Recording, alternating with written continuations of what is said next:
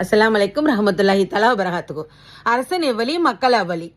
அரசன் ரொம்ப நல்லவராக இருந்தால் மக்களும் பொதுவாக நல்லவங்களாக தான் இருப்பாங்க. அரசங்க ரொம்ப கெட்டவங்களா இருந்தால் மக்களும் கெட்டவங்களா இருப்பாங்க. அவங்களோட வைப் நமக்கும் வந்துடும். இப்போ அரசர், இப்போ ஒரு ஆட்சியாளர் வந்திருக்காரு, அவர் நல்லவர் அப்படின்னு சொல்லி மக்கள் எல்லாமே நம்புகிறோம். அவர் சாஃப்டானவர், பொறுமையானவர், மக்களை கஷ்டப்படுத்த மாட்டார் அப்படின்னு மக்கள் எல்லாமே நம்பியிருக்காங்க. மக்கள் எல்லாம் நிம்மதியோடு இருக்காங்க, மக்கள் எல்லாம் சந்தோஷமோடு இருக்காங்க. சரி, இப்போ ஒரு ஆட்சியாளர் எப்படி இருக்கணும், எந்த மாதிரி இருக்கணும்? அவர் என்ன செய்யணும்னா, மக்களோட செல்வங்களை ஆட்சியாளர்கள் சாப்பிடக்கூடாது, அவங்க மட்டுமே சாப்பிடக்கூடாது அப்படின்னு அவங்க கண்டிப்பாக நினைக்கணும். சத்தியத்தின் பேரில் ரொம்ப ஸ்ட்ராங்காக இருக்கணும். அதுக்கப்புறம் மக்களை பசித்தவர்களாக பார்க்கறது, கஷ்டப்படுறவங்களா பார்க்கறதுக்கு அவருக்கு மனசு சக்தி பெறாதவராக இருக்கணும். அவர் ரொம்ப இலகிய மனதுடையவராக இருக்கணும், அன்போடு இருக்கணும். மக்களுக்கும் அவருக்குமான வைப்ஸ் ஒன்று போல இருக்கணும். அல்ஹம்துலில்லாஹ் அப்படி இருக்கு. இப்போ வந்திருக்க ஆட்சியாளருக்கு அப்படி இருக்கு அப்படின்னு நம்ம எல்லாருமே நம்புகிறோம். அதனால மக்கள் எல்லாரும் நம்புறதுனால மக்கள் எல்லாம் சந்தோஷம் அடைஞ்சிருக்கோம். இப்போ ஒரு ஆட்சியாளர் எப்படி இருக்கணும்னா, அறியக்கூடியவராக இருக்கணும், பாதுகாக்கக்கூடியவராக இருக்கணும்.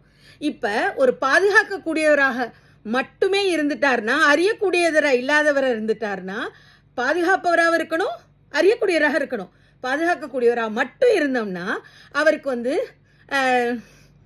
பொருள்கள்லாம் எங்கே இருக்குது, என்ன மாதிரி இருக்குது, எந்த மாதிரி லாபம் செய்யலாம், இதை எந்த மாதிரி செய்யணும், இதை எப்படியெல்லாம் கொண்டு வரலாம், எப்படி பண்ணணும், மக்களுக்கு எப்படி அபிவிருத்தி பண்ணணுங்கிற நாலேஜ் இல்லாமல் போயிடும். பாதுகாக்கிறவருக்கு அறியக்கூடிய நாலேஜ் இல்லாமல் இருக்கும். வெறும்னு அறியக்கூடியவராக மட்டும் இருந்துட்டு பாதுகாப்பு இல்லாதவர் தான் மக்களுடைய பொருள்களில் மோசடி செஞ்சிருவார். அப்போ என்ன செய்யணும், ஒரு ஆட்சியாளர் அறியக்கூடியவராக இருக்கணும், பாதுகாக்கக்கூடியவராக இருக்கணும். ஒருவேளை அறியக்கூடியவராகவும் பாதுகாக்கக்கூடியவராகவும் இல்லாத ஒருத்தராக இருந்தால் மக்கள் நஷ்டவாளிகள் ஆகிடுவாங்க. நஷ்டவாளிகள் ஆயிட்டு மக்கள் எந்த பலனும் மக்களுக்கு இருக்காது. எந்த பலன் இருக்க போது, எவ்வளோ செல்வங்கள் இருந்தாலும் பலன் இருக்காது. ஏன்னா ஆட்சியாளர் பாதுகாக்கக்கூடியவராகவும் இல்லை, அறியக்கூடியவராகவும் இல்லை. ஒருவேளை அறியக்கூடியவராக மட்டும் இருந்தாருன்னா பாதுகாக்க தெரியாது, அறியக்கூடியவராக மட்டும் இருந்தாருன்னா பாதுகாக்க தெரியாது. இந்த ரெண்டு குணநலங்களோடையும் இருக்கணும், எல்லா விதமாக நல்லது இருக்கணும், மக்கள் நிம்மதி அடைஞ்சிருக்கும். இதெல்லாமே நன்மைகள் எல்லாம் புதுசாக ஒரு ஆட்சியாளர் செய்யணும் அப்படின்னு நம்ம நம்புகிறோம். அல்ஹம்துலில்லாஹ் நம்ம அல்லாஹ் எல்லாத்துக்கும் துணை செய்வான். எல்லாருக்கும் அஸ்ஸலாமு அலைக்கும் ரஹ்மத்துல்லாஹி தஆலா வபரகாத்துஹு.